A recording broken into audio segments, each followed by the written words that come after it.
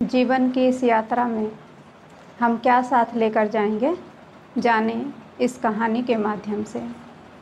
एक राजा था जिसकी 4 रानियां थीं और चारों रानी में से जो राजा था वो जो सबसे छोटी रानी थी उसको राजा बहुत ही प्यार करता था और सदा ही उस रानी को सदा अपने साथ साथ रखता था। जो भी कार्य करना होता था तो वो छोटी रानी से पूछ के ही करता था। तो ऐसे वो रानी के बिना एक पल भी नहीं रहता था और उस रानी से पूछकर ही सब कार्य करता, सब कुछ उसके पसंद के लिए ही करता, जो उसको पसंद था वही करता था। और जो दूसरी रानी थी उसको भी राजा प्यार करता था और उसको भी कभी कभी अपने साथ बाहर घूमने भी लेके जाता था, लेकिन जितना चौथी रानी को छोटी रानी को प्यार करता था उससे थोड़ा कम प्यार करता था। और जो तीसरी रानी थी उसको राजा घर में ही रखता था, अक्सर वो घर में ही रहती थी। और जो पहली रानी थी, जो सबसे नंबर 1 रानी थी, वो उसको राजा बिल्कुल भी देखना भी पसंद नहीं करता था और ना ही उसकी तरफ कोई भी ध्यान देता था। उसने पूरे जीवन भर कभी भी उसका क्या हाल चाल है, वो कैसी है, कैसे रहती है, कुछ भी जानने की कोशिश नहीं की। तो इस तरीके से राजा की 4 रानियां थीं। तो ऐसे जीवन बीतता जाता है राजा का। और एक दिन ऐसा समय आ जाता है कि राजा बहुत बीमार पड़ जाता है और उनका अगली यात्रा पर, अपनी नई यात्रा पर जाने का समय आ जाता है। तो राजा जो था वो अपनी जो सबसे छोटी रानी थी, जो चौथे नंबर की रानी थी, उसको अपने पास बुलाते हैं और उनसे पूछते हैं, कहते हैं कि देखो रानी, मैं पूरे जीवन तुम्हारे बिना एक पल भी नहीं रह सका और मैंने पूरे जीवन आपको इतना प्यार किया, इतना श्रृंगारा, इतना सब कुछ किया। अभी मेरे जाने का टाइम है, तो क्या इस नई यात्रा में भी आप मेरा साथ देंगी, आप मेरे साथ चलेंगी? तो जो चौथी रानी थी उसने कहा, नहीं नहीं, मैं इस यात्रा में आपका साथ बिल्कुल नहीं दे सकती, क्योंकि मैं तो चली अपने काम से। राजा को सुनकर ये बहुत वंडर लगा। तो राजा ने फिर तीसरी रानी को बुलाया, जो तीसरे नंबर की रानी थी, उसको अपने पास बुलाया और तीसरी रानी से भी कहा कि आप मेरा इस नई यात्रा में, अभी मैं जाने वाला हूँ, तो आप भी मेरे साथ चलेंगी?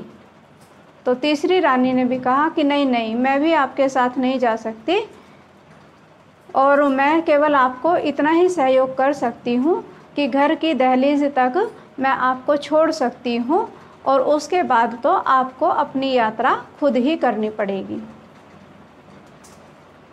राजा को सुनकर बड़ा वंडर लग रहा था।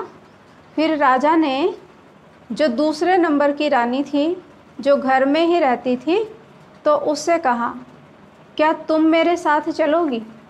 मैंने जीवन भर तुम्हारा साथ निभाया, तुमसे मिलना जुलना किया, तुमको प्रेम किया और इतना सब कुछ मैंने तुम्हारे लिए किया, सुख साधन जुटाए, श्रृंगारा, सब कुछ किया, तो क्या तुम मेरे साथ चलोगी?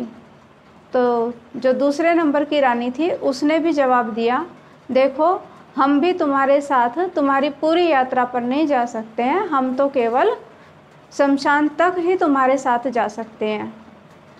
फिर जो चौथे नंबर की रानी थी तो वो भी वहाँ थी। तो जो राजा था, राजा को सुनकर बड़ा वंडर लग रहा था कि जिन रानियों को मैंने जीवन भर इतना प्यार किया, इतना अपने प्यार से संजाया, संघारा, संवारा और इनके लिए जीवन के सारे सुख साधन मैंने जुटाए, और आज उनमें से कोई भी मेरे साथ चलने के लिए तैयार नहीं है, तो आखिर मेरे साथ कोई भी जाने के लिए तैयार नहीं है। तो जो चौथी रानी थी, चौथी रानी ने कहा कि मैं आपके साथ चलने के लिए तैयार हूँ। तो देखो, ये 4 रानियाँ थीं, तो चारों में से तो ये कौन थी ये चारों रानियाँ? तो मनुष्य का जो जीवन है, हर एक मनुष्य के जीवन में 4 रानियाँ हैं।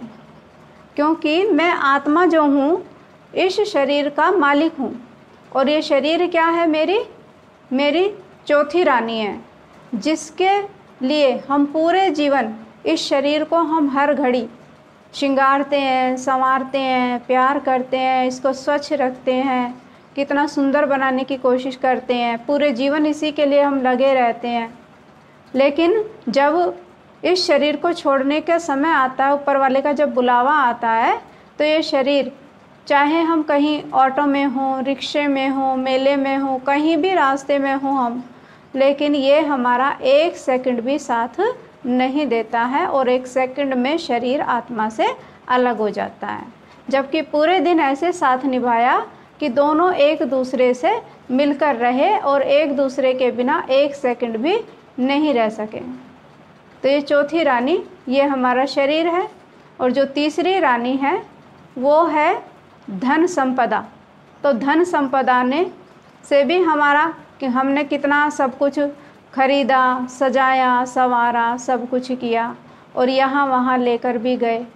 लेकिन जब ऊपर जाने का या नई यात्रा पर जाने का समय आता है तो धन धान्य आदि कुछ भी हमारे साथ नहीं जाता है। केवल उस धन को उपयोग में लाया जाता है, जो कफन काठी का सामान जो तैयार करते हैं केवल उसके लिए ही, तो वो बस वहाँ तक ही साथ देता है जहाँ तक कि अर्थी की तैयारी की जाती है, उसको सजाया संवारा जाता है। जो दूसरे नंबर की रानी थी वो है हमारे मित्र संबंधी। तो आज पूरे जीवन में हम मित्र संबंधियों से मिलना जुलना, उनको बुलाना, चलाना, सजाना, संवारना, उनके लिए भिन्न भिन्न प्रकार से उनको खुश रखने की कोशिश करते हैं, उनको मनाने की कोशिश करते हैं। लेकिन हमारे साथ नई यात्रा पर जाने के लिए कोई भी हमारा साथ नहीं देता है। तो केवल कहाँ तक जाते हैं? केवल शमशान तक ही वो हमारे साथ जाते हैं। और जो चौथी रानी थी वो है हमारे कर्म। जिन कर्मों की तरफ हमने कभी भी पूरे जीवन में ध्यान ही नहीं दिया, तो वो ही कर्म केवल हमारे साथ जाते हैं। आत्मा के साथ केवल कर्म ही जाते हैं। तो कर्म हमारे यहाँ भी साथ देते हैं और वो हमारी नई यात्रा पर भी साथ देते हैं। तो इस प्रकार से हम इस कहानी के माध्यम से जान सकते हैं कि जो भी चीज़ें, जो भी वस्तुएं, जो भी व्यक्तियों से हम संबंध संपर्क में रहे वो केवल हमारे लिए यहाँ तक ही उपलब्ध थे। लेकिन अपनी नई यात्रा पर, अपनी नेक्स्ट जीवन की यात्रा पर हमें अकेले ही आए हैं और अकेले ही जाना है। और उस यात्रा को श्रेष्ठ और सुंदर और सुखदायी बनाने के लिए हमें अपने जो पहले नंबर की जो रानी थी, जो हमारे कर्म है, केवल वो ही हमारे साथ जाते हैं और उनके आधार पर ही हमें नया जन्म हमारा मिलता है। सुख साधन, मित्र संबंधी, धन धान्य जो भी मिलता है तो वो सब इसी के आधार पर ही मिलता है। तो इसलिए हमें जो हमारी पहली रानी है, माना अपने कर्मों की तरफ बहुत ही अटेंशन देना चाहिए और ऐसे कर्म हमें करने चाहिए जो हमारा अगला जीवन भी सुखद और सुंदर बन सके। ओम शांति।